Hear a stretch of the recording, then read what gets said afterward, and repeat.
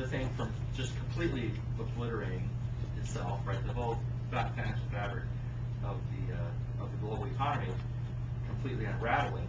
So, okay, we're done with that. So now the problem is you have to take this trade-off. As things get back to normal, you have to run the Fed's balance sheet back down and allow private channels of credit creation to supplant the ones that the Fed itself had to recreate. All these different things that they had to do. And that'll happen over the next 18 months or 24 months. So in that, sorry, it's a long answer, but in that period, if we continue to believe that the Fed's going to execute that massive reversal of this intervention that happened, this is like October, 3 weeks after Lehman, right here. And then here's December, where the Fed funds rate runs to zero. And, it's pretty amazing. If we don't believe they'll take this trade-off in time, then we have an inflation problem, and that should show up in these long-run inflation expectations. So far, it hasn't.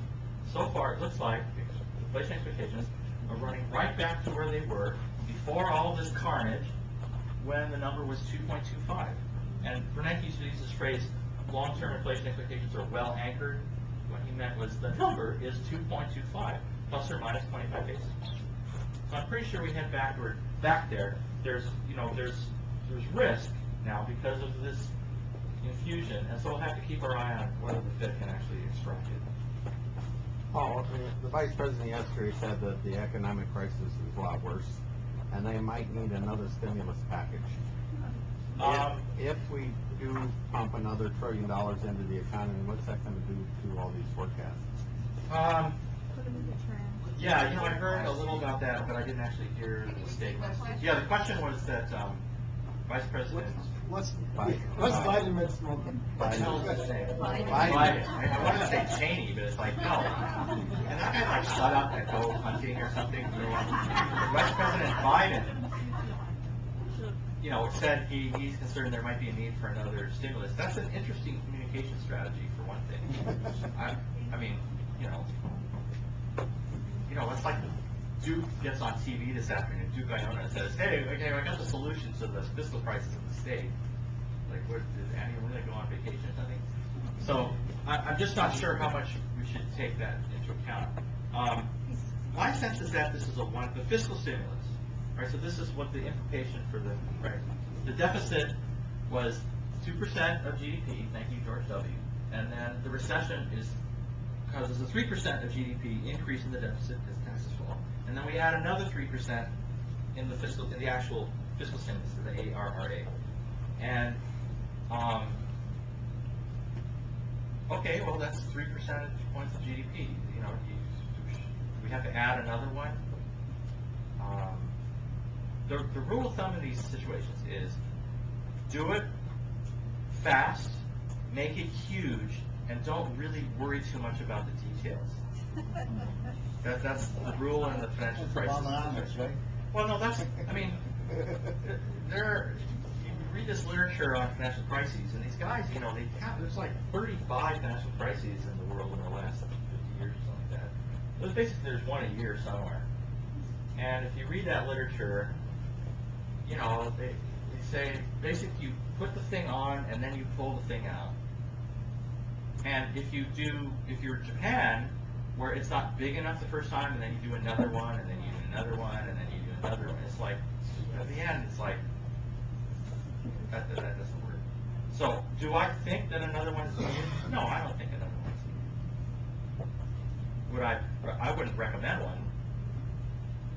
I think at this moment, the hurdle is a lot bigger, to take another step in that direction.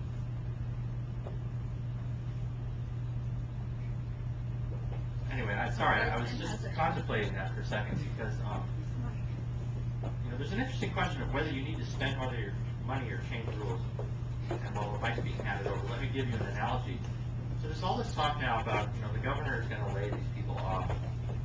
And I think most people's sense of it is, I was telling Rob, I drove up to the airport, I was just sort of paying attention yesterday, drove into the airport, I'm like, what the hell, they got like 4, Inter Island the inner island parking structure, right? They got 4 freaking gates, and they got one guy sitting there, and the other 3 are like honed off. I'm like, what does that guy do?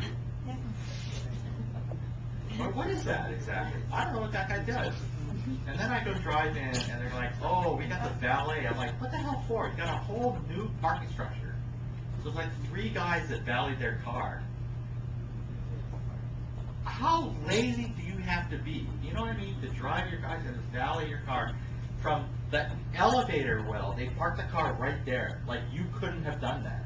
You know what I mean? It's just, so, and it's just one thing and another. Then I get to the freaking exit of the parking, whatever. And there's all these people in these lines, and so they have machines now, right? Have you been to the park?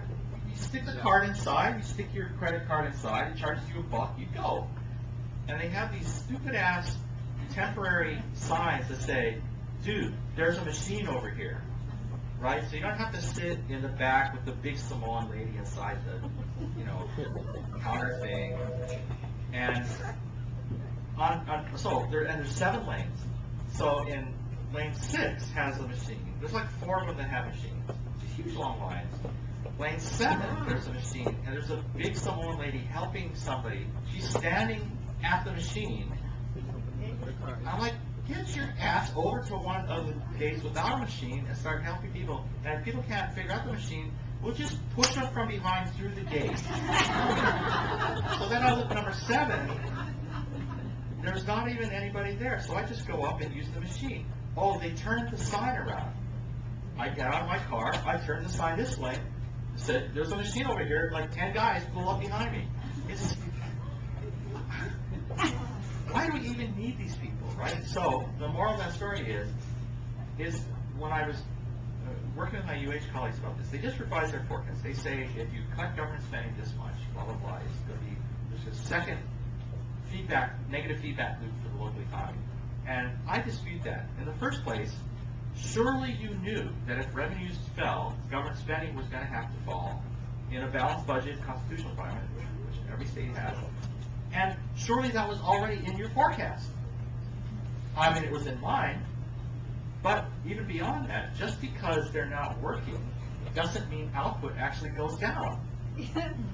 If the guy's not sitting at the goddamn gate at the inner island parking garage, output probably goes up, right? Because that guy gets out. You see what I mean? So, and to extend the metaphor, if you don't have to stimulate by spending money, you just change the damn rules, right? You say, no, you don't have to build affordable housing in Kaka'ako. Just build what the hell ever. As soon as possible. We need the work. That's a rule change. It doesn't cost you anything. So I'm not convinced that a second stimulus is necessary when the option, I understand the first one. I'm totally down with the first one. But at some point you have to stop doing that thing and you have to move on to something really structural and fundamental. So I'm sorry, you had a question. Yeah, notice the government saying that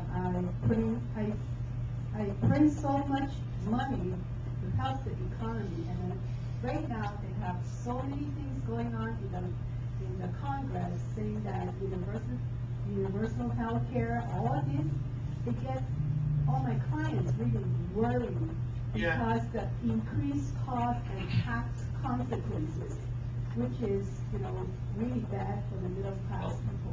Okay, I got one thing to say about health. So we have about the same health standard, right? We're just as healthy in the United States as are Europeans. In fact, we're actually a little worse. We have higher infant mortality and a bunch of stupid stuff. We pay twice as much per capita as the Europeans do. So I'm pretty sure that our system is the most screwed up system in the industrial world. So that's that's the starting point for. I don't know where you end up with that discussion. Well, when they need good help, they come here to America. We don't go there. Never. Look, I'm just saying that if you fix our healthcare system, it probably makes things more efficient, not less efficient. More government money. Well, I don't know. Maybe that is. Or someone's at the hospitals. Dude, I'm just telling you, it's twice as expensive for no gain. So you tell me Timmy, I understand it's